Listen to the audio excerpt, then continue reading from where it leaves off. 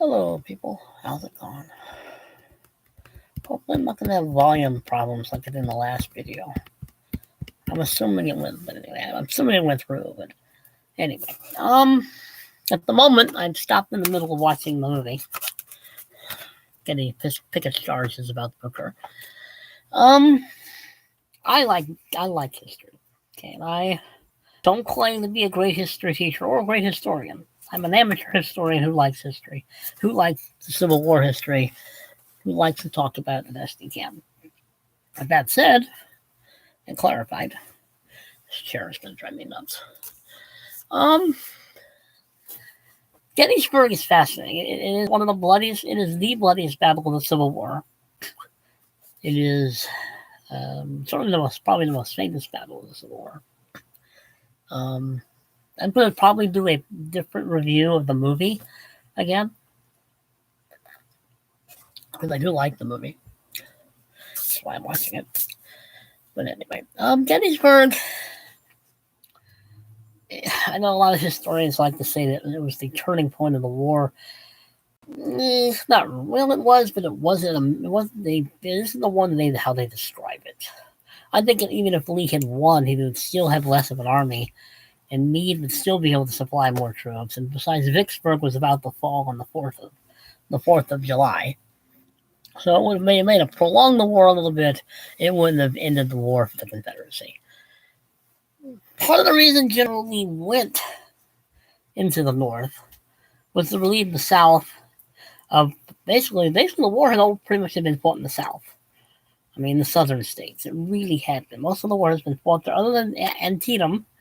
That's the only time he ever invaded the North, other than Gettysburg, Pennsylvania, was Maryland. But he was supposed to. The Gettysburg campaign was supposed to help the South, help them. Well, also help the farmers get food and crops so they can grow stuff. It really was to relieve the stress of the war on the southern states. I don't. As I have on my notes, they did the North. The reasons why, I think they were also trying to feint they were going to threaten Washington D.C. Washington at this point was a fortified city, and there was no way they were going to invade Washington D.C. They would have wiped out because it was a fortified city. It might as well have been a fortress. It was the most fortified city on the planet. I mean, it just wasn't going to happen. But Lee, I think a part of it was Lee's. A lot of ways, in my mind, Lee's hubris is why he lost Gettysburg. But because he started believing his own PR. But anyway, on the Union side, General Hooker, as I've already talked about General Hooker, he, for all intents and purposes, he basically said, "Fire me." Let's just be honest. He basically wanted to just be out of this. Like, enough's enough. I can't deal with Lincoln anymore because they want to micromanage the war, which was part of the problem. He was micromanaging the war until Grant took over. And so, as I've always said, Grant basically said, "You've got to let me fight this war and stop micromanaging everything." I mean, Hooker, they were going to give it to General Reynolds, of the 1st, 3rd, and 11th Corps. But he didn't want the job, and I don't blame him. So they basically made General Meade, "You're hired. And whether you like it or not, here's the Army of the Potomac." 2 days before the Battle of Gettysburg. I mean, it's... I mean, they picked a great general to take over. Meade knew what he was doing. He took command. He had the right men under him. He had the army. The Army of the Potomac. I'll get the word out eventually. Was still a pretty powerful army. It lost at Chancellorsville. That's true, but it was still a far better, a larger army than Lee had. I mean, once Lee started the campaign, he sent Stuart off to cause problems up north. And Stuart, being Stuart, got himself into the newspapers because that's what he wanted. General Stuart, the cavalry guy, he liked the press. He liked to have his name in the papers. Um, but he was also the best cavalry officer they had. I mean, Stuart may have been a lot of things, but he knew what he was doing. I mean, there was the Battle of Brandy Station when he was caught off guard when he encountered General Pleasanton of the Union Cavalry, June 9th, 1863, of course. I mean, I put down, the statistics. The Union had 11,000 men. The Confederacy had 9,500. The total who probably engaged in it were about a little over 1,000 on the Union side. Maybe half of that on the Confederate side. 69 were killed on the Union side. 452 were wounded. I can't read my own handwriting. On the Union side, 486 were missing or captured on the Union side. 51 were killed, 250 wounded, 132 missing on the Confederacy. But the Brandy Station proved anything. It proved that the Union could finally match up with the Confederacy. Because up at that point, the Confederacy was just mopping the floor with the Union Cavalry. The Union Cavalry just could not get it right. Most of the problem was that the Union Cavalry was used more for reconnaissance, spying, and not really fighting. They were the eyes and the ears of the Army, and the Army was the most important part. And who cares what the cavalry is doing? Well, once Brandy Station hit, it's like, oh, wait a minute, we can take on the Union with this Confederate cavalry. We have the generals, we have the men, we can do this, we have the weaponry. Brandy Station, Brandy Station was a victory for the Union. It just was. I mean, but anyway. But, yeah, I mean, Lee is slowly marching north, not really encountering much resistance really at the moment, because literally the Southern Army is going north, and the Northern Army is going south. They'll eventually hit Gettysburg, just like they show in the movie Gettysburg, where they show the two armies slowly meeting in the middle where Gettysburg is. That is how it was going. General Buford entered Gettysburg early, probably on a little before July 1st. The idea that they were looking for shoes, the Confederacy, or either or, is false. If there were any shoes, they were long gone. Because I believe men of the Heath's division had already been there a few days before. And if there were any shoes, they were long gone. But, Buford, Confederate. Man, I'm losing my voice. I'm not sure what it is. But Buford took one look at Gettysburg and realized, okay, this has good ground. This is a good place to fight a battle. And yeah, when he was there, he only had about 2,000 men when he was there. When it started on the first day, he started fortifying. He started getting ready for a battle because it was obvious that somebody was coming. Then he sent messages to General Reynolds, say, "Hey, I need help. I'm the only one here, and there's a division of cavalry of Confederacy coming my way, or a corps, I should say." So he realized it's good ground for the battle. Knows the Confederacy is heading in his direction. Sends messages to General Reynolds, who eventually gets killed, unfortunately, on the first day anyway. He's either killed by a sharpshooter or a stray bullet just hit him. They really don't know. But Buford, his division advances with General Archer and Joseph Davison. General Ewell's corps eventually comes in and pushes Buford's troops. I mean, it's out about 2,000 men, somewhere around there. And it basically gets to the point where he's pushing them off where they are through the town, so it becomes house by house fighting, pushes them to Cemetery Ridge, where they basically say, well, we're not moving now. We can't go anywhere. We're going to have to stay here because we're now on higher ground. This is where it gets a little unfortunate for Lee, because Lee tells Ewell, if it's practical, take those heights. If it's practical. And Ewell thought to himself, well, it's not practical. One, it was too late in the day. Lee's orders were rather vague to Ewell's thinking, and they probably were vague. I mean, what else to understand about Ewell is, once Stonewall Jackson was killed at Chancellorsville, Lee had to give his corps to somebody, so he gave it to Ewell. This was Ewell's first command as a corps commander. And he was still probably learning a lot of this. And, he's saying, okay, Lee is telling me if it's practical, and I don't think it's practical. And he probably might have been right. And he might have been wrong. We'll never know now, because hindsight is what it is. But he didn't attack. He just didn't. Which frustrated Lee to no end. Let's see. Reynolds is killed, as I said, eventually. Cemetery Hill is where the Union forces are pushed to retreat to as they fight through the town. General Lee orders Ewell to take the White Hills, also known as Big Round Top and Little Top. I can't talk. Big Round Top and Little Round Top. There we go. Speak words, David. Speak words. The Battle of Gettysburg, the very first day, is a little bit of a mishmash of chaos, because right now you still have the army and all of its corps and all of its soldiers still coming into town. Not everybody is there on July 1st.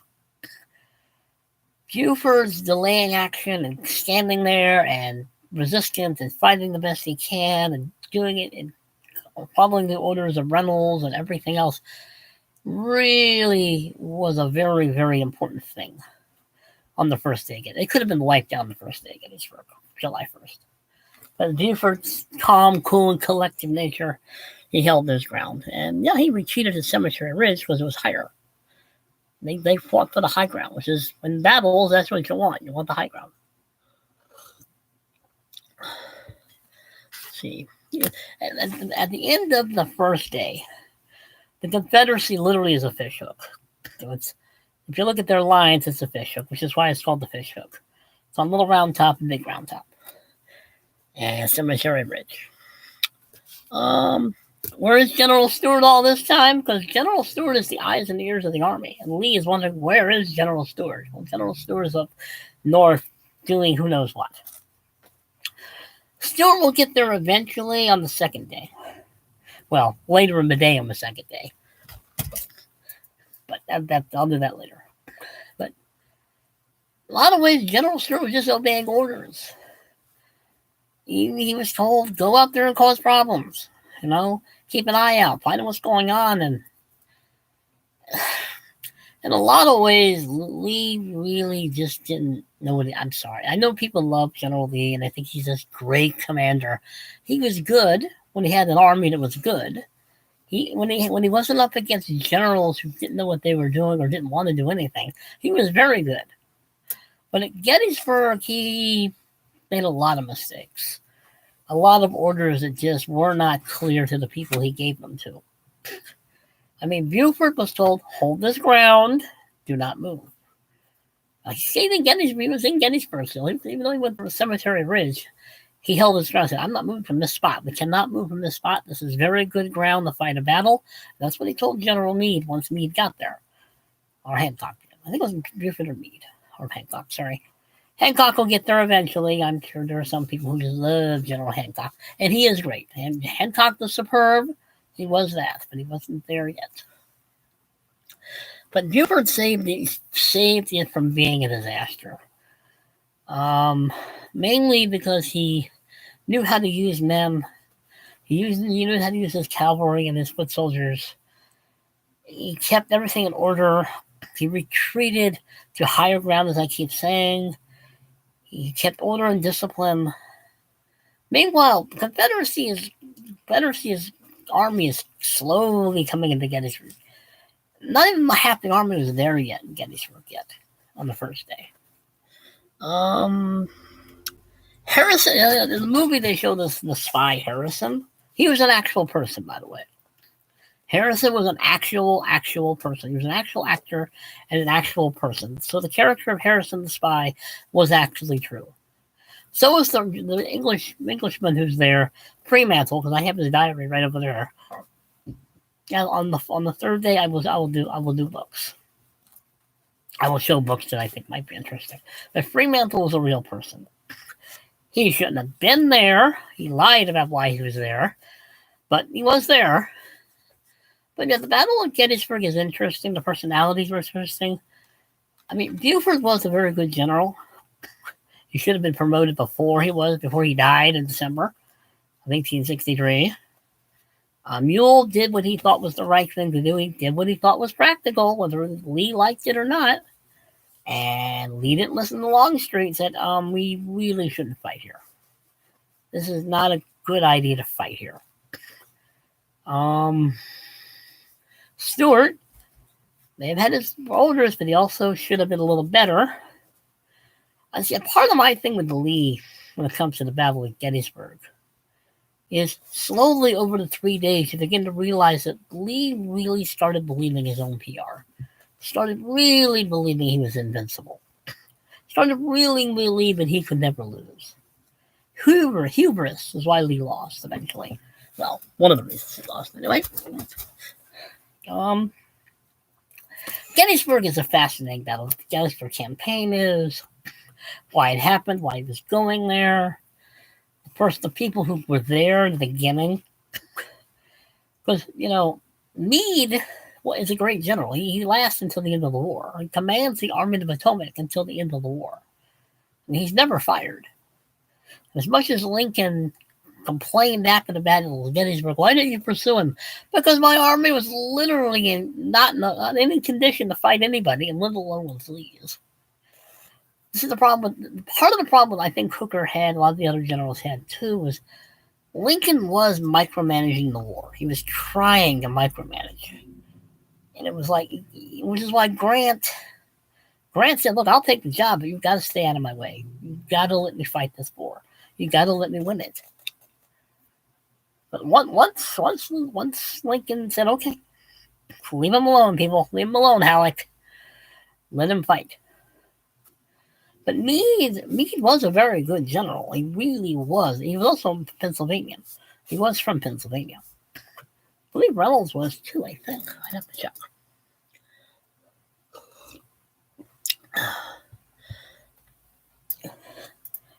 But, and E.P. Alexander, he was the Confederate artillery officer. He's more important on the third day. Pickett will show up on the third day. Hancock will show up on the third day and the third day. First Minnesota, yay! I do have books on the first Minnesota and the Civil War, so I will mention them eventually. Because they were almost decimated in the war, in this battle. And literally, it was almost like there was a handful of them left at the Battle of Gettysburg. I will mention those books. I will mention books of recommendations on the third day. On the third, when I do this, because I'm trying to do it on each day. So, I'll do it day 2 on tomorrow. I'll do day 3, of course, on the third. But yeah, I like Civil War history. I find the not so much the battles, but the characters, the personalities, the reason why people fought and didn't want to fight, and what they were fighting for and what they were not fighting for. The hubris, the challenges, I've been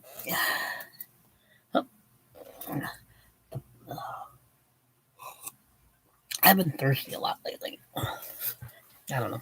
I might be finding something, but anyway. But yeah. Eventually, by the way, Stuart and General Custer do fight. There is a cavalry battle between those two in Gettysburg. I got to look it up. I think it's either the third day or the second day.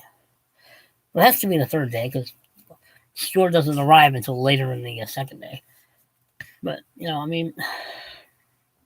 Longstreet was not wrong, particularly on the third day. He was definitely not wrong on the third day. Hood did not want to go up Little Round Top. This is the battles of Devil's Den, the Peach Orchard, Little Round Top, Chamberlain, Fixed Bayonets. Chamberlain's most famous line. But anyway, hopefully this wasn't too rambly.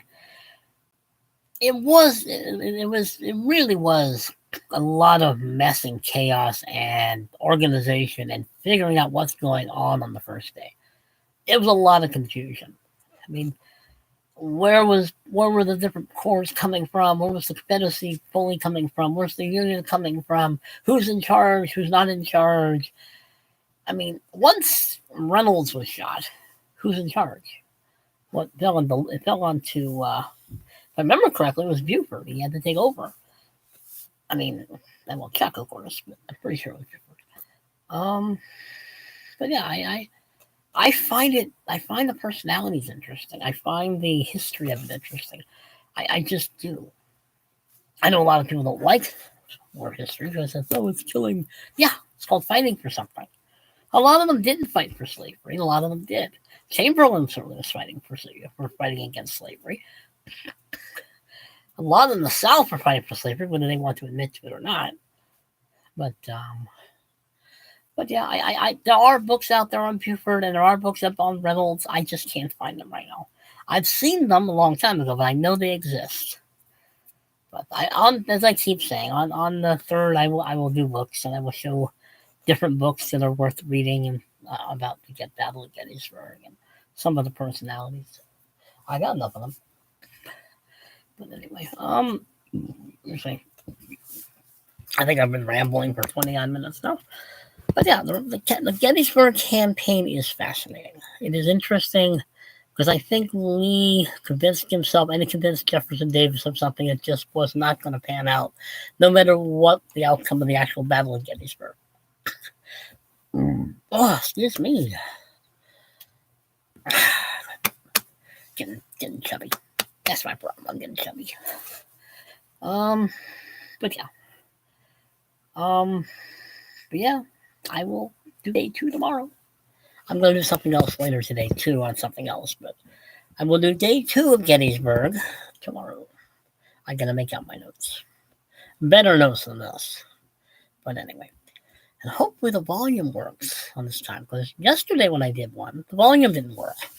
And I'm not sure whether it was just me or everybody else, but we'll see. Well, if anybody interested in this video about the Gettysburg, you share, comment, subscribe, like. Later.